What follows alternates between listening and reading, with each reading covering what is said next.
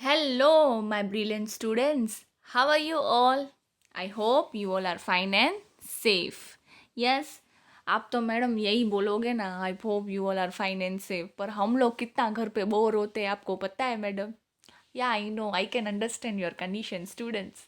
But क्या कर सकते हैं, ये बुरे टाइम को हमें आसानी से हैप्पीली निकालना है. वीकेंड बाहर जाना सेलिब्रेट नहीं कर सकते, कहीं आ जा नहीं सकते. हो सके उतना हमें क्या रखना है, सोशल डिस्टेंसिंग मेंटेन रखना है. क्या कर सकते हैं, थोड़ा बुरा टाइम चल रहा है, जैसे ही ये बुरा टाइम निकल जाएगा तो अच्छा टाइम भी आ जाएगा. ऐसे बोलते हैं ना, बहुत गई अब थोड़ी सी बाकी. सो जैसे ही हो सके इतना जल्दी वैक्सीन लॉन्च हो जाए तो फिर तो बाहर ही निकलना है ना. फिर जो आपकी इतनी बड़ी लंबी छुट्टी जो हो गई है ना 4-5 महीनों की, वो जल्दी से क्या हो जाएगी, पूरी हो जाएगी. और फिर as it is regular school start हो जाएगी, जिससे आपको भी बहुत मज़ा आएगा और हमें भी बहुत मज़ा आएगा. सारी एक्टिविटीज़ वगैरह सब कुछ साथ में, पढ़ाई वगैरह साथ में करेंगे, right. Hopefully everything will be all right soon as possible.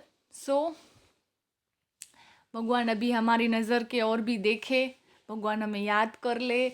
हम सारे लोगों ने, बहुत सारे लोगों ने, पता नहीं कितने सारे गुनाह किए हैं, उनको बख्श दे. और क्या हो जाए, जल्दी से सब कुछ अच्छी तरह से हो जाए, right. Yes, everything will be all right, hopefully. So students, आज हम चैप्टर ले रहे हैं, chapter 1, rise of British rule in India. इसमें मुझे लगता नहीं है आपको इतना याद दिलाने की ज़रूरत होगी, क्योंकि हमने chapter 8 that is in standard 8th, chapter 1 that is arrival of Europeans in India किया था. तो ये पूरा का पूरा चैप्टर उसके बेस रिलेटेड ही है. हाँ, समथिंग एक दो पॉइंट्स हैं वो जो न्यू है, बट ये एक क्या है, छोटा रैपिड रिवीजन है ब्रिटिश रूल्स का, जो जिससे हमें क्या हो जाए कि भाई याद हो जाए सब कुछ पहले का, किस तरह से हमने ब्रिटिश आए थे, रूल किया था, Dutch, French, East India company, right. कुछ याद आ रहा है आप लोगों को, हमने स्टैंडर्ड 8th में फर्स्ट चैप्टर लिया था. याद हो तो मैंने आपको पूरा सीक्वेंस वाइज लिया था, ब्रिटिश आए कैसे, उन्होंने ट्रेड कैसे बढ़ाया, रूल कैसे किया, और फिर गए कैसे. the arrivals of European, then after how the traders become a ruler, then effect उनकी ब्रिटिशर्स की कैसे आई, and the last but not least the freedom movement. तो उसी का ये छोटा सा फर्स्ट चैप्टर क्या है, रैपिड रिवीजन है, rise of British rule in India. हमने चैप्टर 2 कंप्लीट किया, Russian revolution and first world war. अभी आगे चैप्टर 3 भी लेने वाले हैं, बट उससे पहले क्या हो जाए, थोड़ा सा ब्रिटिश का रैपिड रिवीजन हो जाए तो आपको आगे के चैप्टर्स थोड़े से समझने में क्या होंगे, इजी हो जाएंगे. ठीक है, तो इफ वी विल स्टार्ट, तो वास्को डिगामा याद आया कुछ? यस मैडम, याद आया, थोड़ा सा याद आ रहा है. Native of Portugal, discover the sea route of India, right. कहाँ से आया था, तो Cape of Good Hope. Cape of Good Hope कहाँ आया, तो याद करो याद करो. यस, कहाँ आया, साउथ अफ्रीका में. यस, साउथ अफ्रीका में केप ऑफ गुड आया. एक छोटा सा याद है टाउन था, वहाँ से वास्को डिगामा ने सी रूट ऑफ इंडिया को डिस्कवर किया था. और फर्स्ट पोर्ट पे कहाँ पहुँचे थे, तो कलकत्ता. याद आया, ऑन 22 मई 1498. तो ये पूरा चैप्टर का रिवीजन ही मैं आपको ले रही हूँ. जैसे कि आपको दिखाई दे रहा हो तो केप ऑफ गुड होप यहाँ पे लिखा हुआ है. तो पूरा का पूरा थोड़ा सा रैपिड रिवीजन ही ले रही हूँ, जैसे कि आपको इजीली याद रह जाए कि अराइवल्स ऑफ ब्रिटिशर्स का कैसे था. यस, फिर कौन से किंग ने उनको परमिशन दी थी, याद करो याद करो. यस, जेमोरियन. यस, जेमोरियन किंग ने उनको ट्रेड करने की क्या दी थी, परमिशन दी थी. स्पाइसेस की ट्रेड करने की परमिशन पोर्चुगीज को किसने दी, किंग जेमोरियन ने, कि भाई आप लोग यहाँ पे क्या कर सकते हो, तो ट्रेड कर सकते हो। फिर उन्होंने ऐसे बोला था कि भाई उसकी बदले हमें क्या मिलेगा। तो आपको तो पता ही है, पहले से ही ब्रिटिश क्या करते थे, डिवाइड एंड रूल। भाई आपका नाम हो जाएगा, आपका वर्ल्ड वाइज नाम होगा, आप बहुत फेमस हो जाओगे, आप दूसरे किंगडम से भी आगे रहोगे। तो ये सब क्या था, ब्रिटिश की, आपको याद हो तो, चाल होती थी इंडियंस को कैसे फंसाते थे। और डिवाइड एंड रूल का पूरा ये पॉलिसी यूज़ करते थे। और क्या होता था, हम इंडियंस उसमें फंस जाते थे। और इसी तरह ब्रिटिशर्स ने क्या किया, धीरे धीरे धीरे अपना कब्जा पूरा का पूरा इंडिया पे रख दिया। देखो, सी, याद आया, arrivals of European to India. फिर क्या हुआ, तो भाई पोर्चुगीज ने काफ़ी थोड़े ही टाइम में बहुत जगह पे अपना क्या कहते हैं एरिया पूरा एक्सपांड कर लिया ट्रेडिंग का। कहाँ, तो मैंगलोर, कोचीन, गोवा, दीव, दमन, मुंबई, ये सारी जगह पे उन्होंने क्या किया था, पूरा का पूरा अपना क्या किया था, राज करने का स्टार्ट कर लिया था। देन रिमाइंडर हो तो फिर पता है ना, डच भी आए थे। और जैसे कि मैं बोलती हूँ कि कहीं सेल लगता है, पेंटालून्स में सेल लगे तो कैसे एक जगह को पता चले, तो फिर वो अपने नेबर्स को बताए, तो वो लोग भी अच्छी तरह 50% पेंटालून्स में अपने को सेल मिल हो, अच्छे अच्छे कपड़े मस्त मिले, तो हम क्या करते हैं, दूसरों लोगों को भी बताते हैं ना, वो लोग भी वहाँ पे चले जाते हैं। इसी तरह क्या हुआ कि डच को भी पता चला और उन्होंने भी क्या किया, अपनी ट्रेडिंग स्टार्ट की इंडिया में। और धीरे धीरे उन्होंने भी काफ़ी जगह से क्या किया, ट्रेडिंग किया। कहाँ, तो मद्रास, उनकी कौन सी प्लेस थी, मद्रास, यस, वहाँ पे उन्होंने क्या किया था, तो भाई ट्रेडिंग स्टार्ट किया। After that, remember that point, British interest in India, याद आया, Queen Elizabeth 1600 AD, yes, Queen Elizabeth 1600 AD, उन्होंने क्या किया, ट्रेडिंग स्टार्ट, इंटरेस्ट लिया ट्रेडिंग का। कहाँ, तो भाई इंडिया में लिया। फिर क्या हुआ, फर्स्ट, उनकी फर्स्ट पोर्ट जो होती थी ना ट्रेडिंग की, कहाँ, याद करो, कहाँ, कौन से स्टेट हुई थी, तो yes, the first ship arrived in India at the port of Surat. Surat में ब्रिटिशर्स की फर्स्ट क्या हुई, शिप अराइव्ड हुई सूरत में। तो उनका भी क्या होने लगा, धीरे धीरे इंटरेस्ट बढ़ने लगा और उन्होंने भी अपना ट्रेडिंग सेंटर स्टार्ट किया। फिर जैसे कि मैंने आपको बताया ही था कि जहांगीर ने उनको परमिशन नहीं दी थी ट्रेड करने के लिए। लेटर ऑन क्या हुआ, शाहजहां ने उनको परमिशन दी और फिर उनका ट्रेडिंग स्टार्ट हुआ। कहाँ से, तो बंगाल से। उसके बाद बात की जाए तो फ्रेंच को भी इंटरेस्ट होने लगा। उन्होंने भी ऐसे बोला कि सब कर रहे हैं तो हम क्यों ना करें, तो उन्होंने भी क्या किया, ट्रेडिंग स्टार्ट किया। पोर्चुगीज आए, पोर्चुगीज का एंड हुआ, डच भी आए थे। देन आफ्टर उसी टाइम पे ब्रिटिश का भी इंटरेस्ट था इंडिया में ट्रेडिंग करने का। फिर याद करो एक पॉइंट था, तो जैसे ब्रिटिश ईस्ट इंडिया कंपनी खुली थी वैसे ही फ्रेंच ईस्ट इंडिया कंपनी खुली।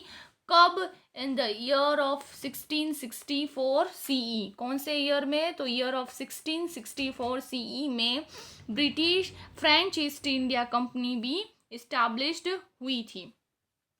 और फिर क्या हुआ कि ब्रिटिशर्स और फ्रेंच के बीच में क्या हुई, यस, युद्ध हुआ, बैटल हुई। और फिर उसमें क्या हुआ कि ब्रिटिशर्स का पावर बहुत अच्छा था और उन्होंने क्या किया, फ्रेंच को हरा दिया। धीरे धीरे धीरे क्या होने लगा, ब्रिटिशर्स का ट्रेडिंग क्या होने लगा, बढ़ने लगा। हर एक जगह देखने जाओ तो उन्होंने अपने कदम रख ही दिए थे और उनका क्या होने लगा, ट्रेडिंग सेंट बढ़ने लगा। फिर उनकी क्या थी कि भाई नहीं, ट्रेड तो हम करेंगे ही। फिर धीरे धीरे उनका क्या होने लगा कि भाई ट्रेड के अलावा हम लोग उनके टैक्सेस जो है वो पे नहीं करेंगे। याद आया, उन्होंने पहले तो कब्जा किया, धीरे धीरे ट्रेड का परमिशन ली, लालच दी, हमने हाँ बोली। उसके बाद उन्होंने क्या किया था कि भाई अब हम क्या करेंगे, टैक्स नहीं भरेंगे। जैसे ही टैक्स नहीं भरेंगे तो दो बैटल हुई थी। कौन सी? Battle of Plassey and battle of Buxar. ये दो बैटल हुई थी, याद आया? और उसमें क्या हुआ था कि भाई यही थी प्रॉब्लम कि भाई ब्रिटिशर्स बोल रहे हैं हमें टैक्स पे नहीं करना है, पर ऐसा होना नहीं था। ऑब्वियसली एक तो हमारे घर में आओ और अब हमें पैसे भी ना दो और रहना हो मुफ्त में, ये हालत चल रही थी। बट एक्चुअली यही हुआ। और क्या हुआ कि ब्रिटिशर्स ने धीरे धीरे अपना कदम जमा लिया। फिर बैटल ऑफ प्लासी की बात करें तो सिराजुद्दौला जो बंगाल के कौन थे? रूलर थे। वो वहाँ पे रूल करते थे, राइट? कौन सा ईयर? तो इन द ईयर ऑफ 1756 वो लोग वहाँ पे क्या करते थे भाई? रूल कर रहे थे। प्रॉब्लम क्या थी? यही थी कि ब्रिटिशर्स को टैक्स पे करना नहीं था। पर ये लोग क्या बोले कि भाई टैक्स तो पे करना पड़ेगा। जब हम लोग, हमारे ही मजदूर यहाँ पे काम कर रहे हैं तो टैक्स पे कर रहे हैं, तो आप लोग कैसे मना कर सकते हो? आप लोग कैसे टैक्स पे करने के लिए मना कर सकते हो? तो ऐसा तो होना नहीं चाहिए। तो सिराजुद्दौला के साथ भी क्या हुआ, थोड़ा सा गलत हो गया। जैसे कि बोलते हैं ना, घर का बेदी लंका ढाए, ऐसे ही हुआ कि घर के ही लोग उसके क्या निकले, वो दूसरों के साथ हाथ मिला दिया। और फाइनली क्या हुआ कि सिराजुद्दौला की डेथ हो गई उन्हीं के अब सिराजुद्दौला ने क्या किया कि भाई ऐसे तो चलेगा नहीं, आपको टैक्स तो पे करने पड़ेगा। तो सिराजुद्दौला और ब्रिटिश ईस्ट इंडिया कंपनी के बीच में क्या होने लगी? तो लड़ाई होने लगी। अब लड़ाई होने लगी तो ब्रिटिश ईस्ट इंडिया कंपनी ने क्या किया था? तो भाई सिराजुद्दौला के कमांडर थे, ठीक है? कौन थे सिराजुद्दौला के कमांडर? तो मीर जाफर। मीर जाफर क्या थे? सिराजुद्दौला के कमांडर थे। और रॉबर्ट क्लाइव ने क्या किया था? तो भाई रॉबर्ट क्लाइव ने किया कि भाई हमें कैसे भी, उन्होंने क्या किया, मीर जाफर को ऐसे बताया कि अगर तुम इसमें हमारा साथ देते हो तो फिर मैं तुझे बंगाल का नवाब बना दूंगा, तुझे पूरा थ्रोन दे दूंगा। ऑब्वियसली आज कोई नॉर्मली क्या कहते हैं कि सर्वेंट हो या कमांडर हो, चीफ हो, उसको हम बोले कि मैं तुझे किंग बना दूंगा, तो उसको भी क्या आने लगी? लालच आने लगी। हमारे में प्रॉब्लम तो यही थी ना कि यूनिटी तो कभी थी ही नहीं। और यूनिटी ना होने के कारण क्या होने लगा? उसी के कमांडर ने सिराजुद्दौला को क्या करवा दिया? मरवा दिया। फिर क्या होने लगा? ओबियसली वो बैटल हार गए और मीर जाफर को क्या करवा दिया कि भाई बंगाल का क्या नवाब दिया गया। और उसको क्या बोला गया कि अब तू राज कर, ऐसे। पर हम राज क्या करते थे? Is it possible? रियलिटी थी? नहीं, हम लोग उसके सर्वेंट बन गए थे। हम लोग जो वो लोग कहते थे वही तो हम करते थे। कौन सी चीज़ फिर हम अपनी खुद की करने लगे थे? नथिंग, कुछ भी नहीं करते थे। जो वो लोग करते थे वही हम उनको फॉलो करते थे। एज अ किंग जिसका राज चलना चाहिए वैसा तो था ही नहीं।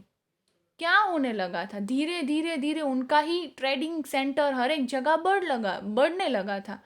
वो जो करते थे उनके में ही हमें हामी मिलानी पड़ती थी। और ये सब स्टार्टिंग क्यों हुई? जैसे कि मैं आपको बोल रही हूँ पहले से कि भाई डच है, पोर्चुगीज है, तो ब्रिटिशर्स भी है। पर ब्रिटिशर्स का पाया क्या था? सख्त बढ़ गया, लालच। वो उनकी लालच जो थी ना, वो उनकी धीरे धीरे बढ़ने लगी थी। फिर उन्होंने किसी को भी टिकने नहीं दिया। जैसे कि बोलते हैं ना भाई, कई जगह सेल, पेंटालून्स में सेल लगा तो हुआ क्या कि भाई फ्रेंच वालों ने डच को भी पता चला, फिर फ्रेंच को भी पता चला, फिर ब्रिटिशर्स को पता चला। पर ब्रिटिशर्स ने क्या किया कि भाई पूरा का पूरा एरिया कवर अप कर दिया। जैसे कि मेरी पड़ोसन को पता चले, फिर उसकी पड़ोसन को पता चले कि भाई यहाँ पे सेल है, यहाँ पे सेल है, तो वो पूरी की पूरी अपनी फैमिली को, जितने भी थे उनको लेके गई। चलो यहाँ पे सेल है, मस्त कंपनी का माल 50% में मिल रहा है, ले लो। तो उन्होंने क्या किया, बाकी किसी को तो पाँव टिकने नहीं दिया और वहाँ पे क्या कर दिया, पूरा का पूरा सेल चौथा, जो भी ट्रेडिंग वगैरह, जो भी सेल ब्रांड की चीज़ें थी तो ले ली। उसी तरह ब्रिटिशर्स ने भी यही किया हमारे साथ। This is the policy, divide and rule, nothing more. ये करो और आगे आगे बढ़ते जाओ। और हर एक area, not a single area, उन्होंने ईच एंड एवरी एरिया क्या कर डाला, कवर अप कर डाला। अभी सिराज उद्दौला की बात की जाए तो उन्होंने भी यही किया कि भाई ट्रेड तो टैक्स तो पे करना ही पड़ेगा, विथआउट टैक्स कैसे चलेगा। तो उन्होंने क्या किया, डिवाइड एंड रूल। ठीक है, मीर जाफर उसका जो चीफ कमांडर था उसको बोल दिया, मैं तुझे बंगाल का किंग बनाऊंगा, तू यहाँ पे राज करेगा, पर तुझे करना क्या पड़ेगा, सिराज उद्दौला का रास्ता हमारे लिए तुझे साफ करना पड़ेगा। और वही हुआ, दैट्स इट्स अ थिंग। और फिर वो क्या हुआ, मीर जाफर को घोषित किया गया कि भाई नहीं, आप तो बनोगे बंगाल के क्या कहते हैं कि राजा। और वो बना भी। पर जैसे जैसे कि रॉबर्ट क्लाइव ने मीर जाफर को प्रॉमिस भी किया कि आप ही क्या बनोगे, बंगाल के नवाब बनोगे, और वो बने भी। पर थोड़ा टाइम जैसे ही गया, तो आपको तो बताए ब्रिटिशर्स तो किसी के भी नहीं हुए। उन्होंने क्या किया, उस मीर जाफर को थोड़ा टाइम रख के रॉबर्ट क्लाइव कहाँ चले गए, इंग्लैंड चले गए। फिर जैसे टाइम गया तो मीर जाफर क्या बन गए, उसके हॉस्टाइल बन गए। हॉस्टाइल मीन्स उनके सर्वेंट बन गए कि मैं तो नाम का ही राजा हूँ, काम तो कोई और ही कर रहा है, सारे काम कोई और कर रहा है, मैं तो सिर्फ हाँ बोल रहा हूँ, मेरी परमिशन, मेरा जैसे कि भाई होता है ना कि हेड होता है, उसकी सिर्फ साइन चाहिए होती है, बाकी काम तो उससे कोई और करवा रहा है। इसी तरह यही हो रहा था, काम तो ब्रिटिशर्स ही कर रहे थे, ट्रेडिंग करना, ये करना, वो करना, यहाँ पे अटैक करना, यहाँ का राज्य लेना, वहाँ का राज्य लेना, पर सिर्फ हामी किसकी बरा रहे थे, तो भाई मीर जाफर की। तो वो क्या बन गए, थोड़े टाइम में उसके हॉस्टाइल बन गए।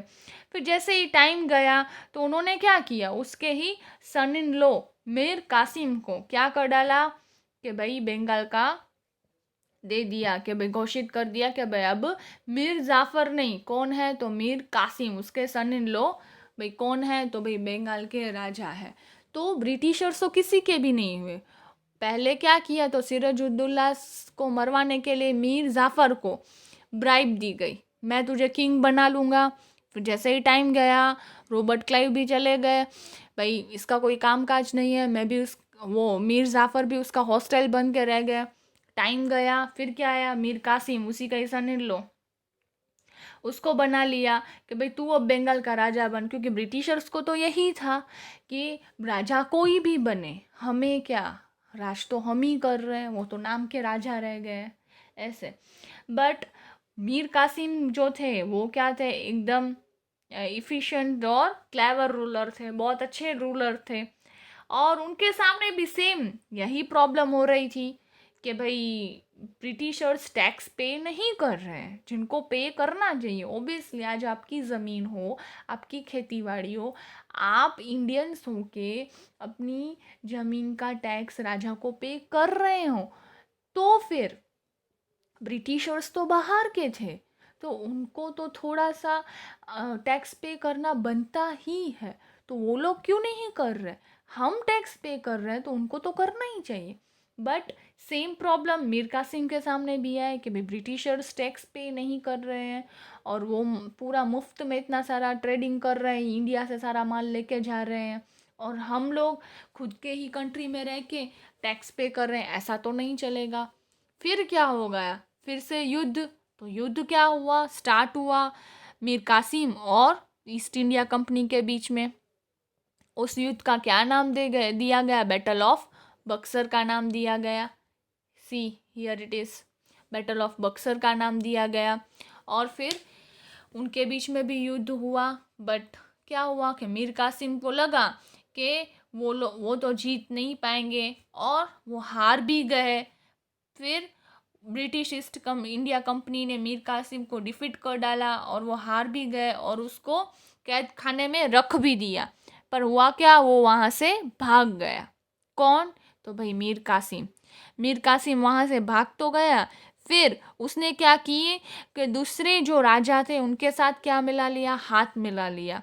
नवाब ऑफ औध और शाहजहां आलम टू, उनके साथ क्या किया, मीर कासिम ने हाथ मिला दिया, क्योंकि बैटल ऑफ बक्सर की लड़ाई स्टार्ट हुई तो फर्स्ट में तो ब्रिटिश ईस्ट इंडिया कंपनी ने मीर कासिम को हरा ही दिया, और उसको फिर ईस्ट इंडिया कंपनी ने क्या किया, उसको कैद खाने में रख दिया। पर वहाँ से क्या हुआ कि वो भाग गया।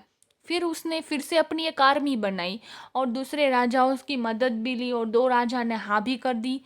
कौन से राजा ने हाँ कर दी उनके साथ, तो नवाब of Aundh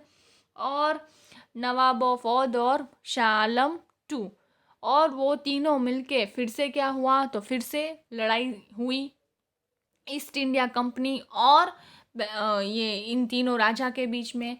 as it is क्या हुआ, सेम, कि भाई ब्रिटिश ईस्ट इंडिया कंपनी जीत गई, और क्या हुआ कि वो लोग हार गए। एज इट इज़ वो हार गए, कंपनी यूनाइटेड एंड दस the declare a war, war declared हुई, वो डिक्लेयर भी हुई, उसमें वो लोग हार भी गए। उनके हाथ में से क्या गया, बिहार भी गया, बंगाल भी गया और उड़ीसा भी गया। लास्टली क्या हुआ कि भाई Diwani rights, that right to collect revenue, उनको वहाँ से रेवेन्यू, जो वहाँ पे लोग काम करते थे उनके ही पैसे उनको मिलेंगे, ज़मींदार के, जो भी वो कमा रहे हैं, जो भी वहाँ पे रह रहे हैं, अभी खुद के ही ज़मीन के पैसे उनको एज अ रेंट पे रहने का और उनको पैसे देने का ये सिस्टम हो गई। क्योंकि क्या हुआ, मीर कासिम को भी ऐसा ही लगा कि मैं तो यहाँ के हॉस्टल बन के ही रह रहा हूँ, यहाँ पे same as it is system है कि यहाँ पे लोग टैक्स पे नहीं करे, तो उसको भी वो ग्रेट रूलर था, तो उसको लगा मैं क्या करूँगा, लड़ाई करेंगे, तो लड़ाई की पर वो हार गया अनफॉर्चुनेटली। और हार गया तो फिर एक बार हार गया, लड़ाई की डिक्लेयर, फिर वो भाग भी गया वहाँ से। फिर से क्या हुआ, तो भाई फिर से भाई उन्होंने दूसरी जगह पूरी एक फौज अपनी बनाई, दो किंग्स से भी मिले, शाह आलम एंड अवध, जो क्या दूसरे राज्य के, बिहार और उड़ीसा के राज्य थे। But the same thing is arise British East India company में। क्या हुआ कि उनके सामने वो टिक नहीं पाए, उन तीनों ने तो अपना हाथ मिला लिया और उन्होंने वॉर भी डिक्लेयर कर डाली, but British East India Company के सामने वो भी टिक नहीं पाए। And as it is Bengal तो फिर हाथ से गया ही गया, पर बिहार और उड़ीसा भी गया। ये हालत हो गई थी हमारी, क्योंकि क्या हो रहा था, ब्रिटिश ने अपना राज्य बहुत ही बढ़ा दिया था। उनकी जो क्या कहते हैं पावर थी ना, वो डे बाय डे क्या हो रही थी, बढ़ गई थी, और लास्टली बैटल ऑफ बक्सर में भी हम लोग हार गए थे। फिर एक्सपांशंस ऑफ द कंपनी रूल, तो इसमें हम बात कर जाए तो आपको याद हो तो हमने पढ़ा था अबाउट लॉर्ड डेलाउजी, फिर वॉरेन हेस्टिंग के बारे में पढ़ा था, डिफरेंट डिफरेंट गवर्नर्स के बारे में पढ़े थे, एनेक्शन पॉलिसी के बारे में पढ़ा था, सब्सिडरी अलायंसी पॉलिसी के बारे में पढ़ा था। तो डिफरेंट डिफरेंट क्या हुई थी, पॉलिसीज डिक्लेयर्ड हुई थी। अब थोड़ा सा चेंज क्या है यहाँ पे है, हमने टीपू सुल्तान के बारे में नहीं पढ़ा था। टीपू सुल्तान भी बहुत ही अच्छे रूलर माने गए हैं, और वो भी ग्रेट रूलर थे, और उनका नाम भी आपने कहीं सुना होगा टीपू सुल्तान के बारे में। वो भी बहुत ही अच्छे रूलर थे। और हुआ क्या कि भाई कि टीपू सुल्तान भी अच्छे रूलर माने गए, और वो उन ऐसा माना जाता है कि भाई टीपू सुल्तान इतने ग्रेट रूलर थे ना, तो ब्रिटिशर्स उसका नाम सुनते ही डरते थे। Was a very great ruler, yes it is true. और ब्रिटिशर्स उसका नाम लेते ही बहुत डरते थे, और काफ़ी वॉर भी हुई जिसमें टीपू सुल्तान जीते भी थे, और ब्रिटिशर्स को क्या कि भाई टीपू सुल्तान की तो जो भी डिमांड थी वो माननी पड़ी थी। ऐसा नहीं था कि हमारे इंडिया में रूलर्स की कमी थी, हमारे इंडिया में यूनिटी की कमी थी। रूलर्स सारे ग्रेट ही थे, बहुत अच्छे थे, बट यूनिटी नहीं थी। और यूनिटी ना होने के कारण क्या हुआ कि इंडिया पे ब्रिटिशर्स का रूल बढ़ने लगा। So if we learn something about Tipu Sultan, I will show you a short clip video of Tipu Sultan. आपको बहुत मज़ा आएगा ये वीडियो देखने में, और काफ़ी अच्छा सुनने में समझने मिलेगा टीपू सुल्तान के बारे में। की धरती रही है, और इन वीर योद्धाओं में से एक हैं टीपू सुल्तान, जिन्हें first missile man of the world भी कहा जाता है। तो चलिए आज हम इस वीर योद्धा के बारे में कुछ ऐसी बातें जानने की कोशिश करते हैं जो शायद आप नहीं जानते। मैं हूं सौरभ, आप देख रहे हैं रिवीलिंग आइज। चलिए शुरू करते हैं। मैसूर का शेर कहे जाने वाले टीपू सुल्तान का जन्म 10 नवंबर 1750 में कर्नाटक के देवनहल्ली में हुआ था। टीपू सुल्तान के पिता हैदर अली ने बचपन में ही टीपू को शूटिंग, घुड़सवारी और तलवारबाजी सिखवाई थी, और इसी के साथ ही उनको पर्शियन, उर्दू और कई दूसरी भाषाएं भी सिखवाई थी। उनके जीवन का एक किस्सा भी बड़ा मशहूर है। एक बार जब टीपू सुल्तान अपने कुछ फ्रेंच दोस्तों के साथ जंगल में गए थे, तब उन पर एक शेर ने हमला कर दिया, और तब उनके पास बंदूक भी नहीं थी। लेकिन फिर भी टीपू सुल्तान उस शेर से नहीं डरे और उस शेर से डटकर मुकाबला किया और उसका मुंह फाड़ दिया। तब से उनको टाइगर ऑफ मैसूर की उपाधि दी गई। 1766 में 17 साल की उम्र में ही टीपू ने अपने पिता के साथ पहला मैसूर युद्ध लड़ा था। 1782 में टीपू के पिता हैदर अली की बीमारी की वजह से मौत हो गई। तब टीपू सिर्फ 22 साल के थे।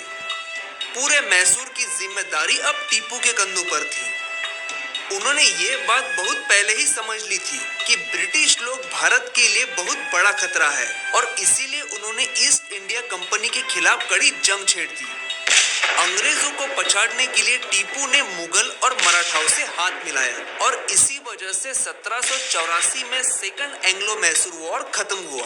और यही नहीं, अंग्रेज उनसे ट्रीटी यानी कुछ करार भी करने के लिए राजी हो गए, और फिर अंग्रेजों और टीपू के बीच ट्रीटी ऑफ मैंगलोर साइन की गई, जिसमें टीपू ने रखी हर शर्त अंग्रेजों ने मान ली थी। अंग्रेजों के खिलाफ जीतने के बाद भी जैसे टीपू के मन की आग अभी तक शांत नहीं हुई थी। इसके बाद टीपू ने त्रावणकोर पर आक्रमण करने की तैयारी शुरू की, लेकिन ट्रीटी ऑफ मैंगलोर के अनुसार Travancore British East India company का एक सहयोगी राज्य था। लेकिन फिर भी टीपू ने दिसंबर 1779 में त्रावणकोर पर आक्रमण कर दिया, और फिर शुरू हुआ third Anglo Mysore war. Travancore के राजा ने अंग्रेजों से मदद मांगी, जिसके बाद अंग्रेजों ने अपने विशाल सैन्य के साथ टीपू की सेना पर आक्रमण कर दिया। टीपू ने जल्दी हार नहीं मानी, लेकिन अंग्रेजों के विशाल सेना के सामने टीपू कमजोर पड़ गए। 1792 में इस युद्ध को खत्म करने के लिए एक और करार, ट्रीटी ऑफ श्रीरंगपट्टनम साइन किया गया, जिसके अनुसार टीपू को अपने कई राज्यों को खोना पड़ा था। इसके बाद ब्रिटिशों ने ये जान लिया था कि टीपू सुल्तान उनके लिए एक बड़ा खतरा है, और इसीलिए ब्रिटिश अब टीपू को अपने जाल में फंसने की योजना बनाने लगे थे। और फिर 1799 में ब्रिटिशों ने मैसूर पर हमला कर दिया, और यहाँ से शुरू हुआ फोर्थ एंग्लो मैसूर वॉर। ब्रिटिशों की सेना में 50,000 से भी ज्यादा सैनिक थे, तो टीपू की सेना में सिर्फ 30,000 सैनिक थे। अंग्रेजों ने मैसूर की राजधानी श्रीरंगपट्टनम पर कब्जा कर दिया और टीपू को घेर लिया। तभी टीपू के कुछ फ्रेंच दोस्तों ने टीपू को ये सलाह दी कि वो गुप्त सुरंग से अपनी जान बचाकर भाग जाए, लेकिन युद्ध के मैदान से भाग जाए वो शेर कैसा। बड़ी वीरता से टीपू जंग में कूद पड़े, और 4 मई 1799 को उन्हें वीरगति प्राप्त हुई। अंग्रेज उनके नाम से जितना डरते थे, उतना ही उनका द्वेष भी करते थे। कहा जाता है कि जब टीपू सुल्तान की मौत हुई थी, तब ब्रिटेन में इसकी खुशी का उत्साह मनाया गया था। टीपू सुल्तान की तलवार को ब्रिटिश लोग लेकर चले गए। एक बात शायद आपको पता नहीं होगी कि टीपू सुल्तान को दुनिया का पहला मिसाइल मैन भी कहा जाता है, और वो इसलिए क्योंकि टीपू सुल्तान ने ही दुनिया की पहली मिसाइल बनाई थी, और लंदन के साइंस म्यूजियम में आज भी टीपू सुल्तान का बनाया हुआ रॉकेट रखा हुआ है। टीपू सुल्तान और मिसाइल बनाने की कहानी भी। सो स्टूडेंट्स, ये था पूरा टीपू सुल्तान के बारे में। जैसे मैंने आपको पहले भी बताया कि टीपू सुल्तान वो बहुत ही ग्रेट रूलर थे। बैटल्स भी हुई, ट्रीटी भी साइन करवाई। और हाँ, ये भी था कि भाई ब्रिटिशर्स ने फर्स्ट टाइम ऐसे हुआ कि टीपू सुल्तान जैसे ब्रेव रूलर ने जो डिमांड्स रखी थी वो उन्होंने करार मानने के लिए रेडी हो गए थे। बट क्या है, आपको याद हो तो ट्रीटी के बारे में हमने पढ़ा था कि भाई जिस हिसाब से जो ट्रीटी मीन्स जो स्टेट में जहाँ पे राज्य चलता हो उनके ही जितने इर्द गिर्द एरिया हो वो सफिशेंट एरियाज ही उनको मिले जाते थे। भाई कोई और एरिया में वो लोग क्या भाई है ना अटैक वगैरह नहीं कर सकते हैं। जैसे वो LIC में या कंडीशंस जो हमारी सब्सिडरी LIC पॉलिसीज वगैरह थी उसमें लिखा गया था कि भाई जिस हिसाब से अगर आप ये पूरा अपना एरिया वगैरह जीतते हो, याद आया आप लोगों को, हमने पढ़ा था वॉरेन हेस्टिन वगैरह सब ने ये सारी LIC पॉलिसी डिक्लेयर की थी, तो उसमें यही था कि भाई ट्रीटी साइन कर दी है तो आपको फिर दूसरे एरिया में या कहीं पे ब्रिटिशर्स की परमिशन के बिना अटैक नहीं करने का। बट टीपू सुल्तान जो थे उनको कहीं ना कहीं ऐसे लगता था कि भाई मुझे यहाँ पे भी दूसरी जगह अटैक करना चाहिए, और आपने एज अ वीडियो में देखा उन्होंने अटैक भी किया बट लास्ट में उनकी क्या हो गई, डेथ हो गई। तो आपको सब्सिडरी अलायंसेस के बारे में बताया जाए तो आपको याद ही होगा कि किस तरह से भाई बोला गया था कि भाई हम लोग आपकी पूरी आर्मी को प्रोटेक्ट करेंगे। उसके जगह पे ब्रिटिशर्स क्या करते थे कि भाई किंग्स जो सारे होते थे जो पर्टिकुलर एरिया में राज करते थे उनको क्या दिया गया था कि भाई जो पर्टिकुलर एरिया में आप का किंगडम है वहाँ पे आप राज कर रहे हो, बट आपके पूरे किंगडम को प्रोटेक्ट करने के लिए हम लोग हमारी आर्मी आपको देंगे, राइट। और उसकी जगह पे आप लोगों को क्या करने का, तो भाई पैसे सब्सिडी आपको देने की हमें। ये तो ऐसा ही हुआ ना, हमारे खुद के ही देश में हमारी रक्षा करने के लिए हमें दूसरों की मदद लेनी पड़ती थी, और यही हुआ, ब्रिटिशर्स ने यही किया कि भाई पूरे आपके किंगडम को हम सेफली रखेंगे, पर उसकी जगह पे आपको क्या करना पड़ेगा, हमें पैसे देने पड़ेंगे। सेकंड, आपको याद हो तो पॉलिसी थी कि भाई जिस हिसाब से पॉलिसी साइन की गई है तो कोई भी और अदर फॉरेनर के साथ आप हाथ नहीं मिला सकते हो, याद आया। और ब्रिटिशर्स के परमिशन के बगैर कोई भी स्टेट दूसरी स्टेट के साथ साइन नहीं कर सकता और वॉर डिक्लेयर्ड नहीं कर सकता। ये सारी policies decide terms and conditions रखी गई थी, और उसके जो रूलर्स थे जिन्होंने सब्सिडरी अलायंस पॉलिसी एक्सेप्ट की थी कौन थे, निज़ाम, मैसूर, अवध, ये सारे जो रूलर्स ग्रेट थे उन्होंने क्या किया था, उनके टर्म्स और कंडीशंस को क्या किया, हामी भरी। और क्या हुआ, धीरे धीरे उनका रूल बढ़ता गया। आज हम इतना ही रख रहे हैं, नेक्स्ट लेक्चर में एक या दो ही पॉइंट्स है वो एक्सप्लेन करेंगे हम, और ये चैप्टर हमारा कंप्लीट हो जाएगा। then after we will start a new chapter. This is the whole rapid revision of chapter 1 of standard 8th, if you remember our arrivals of European. Yeah, some 2 or 3 points are different about Tipu Sultan, and you know all about the policies which we have already signed and which we have already learned in the standard 8th. So this is a rapid revision of chapter 1 arrival of Europeans, तो उसके बारे में हम पढ़ेंगे। और 2-3 points हैं जो policies वगैरह है वो हम एक्सप्लेन मैं आपको करूँगी और आपको भी याद आ जाएगा। उसके बाद हम न्यू चैप्टर स्टार्ट करेंगे। So students, if you have any doubt query you can call me और message me. Till that, stay home, stay safe, keep social distancing, wear a mask, and last but not least, be happy. Thank you.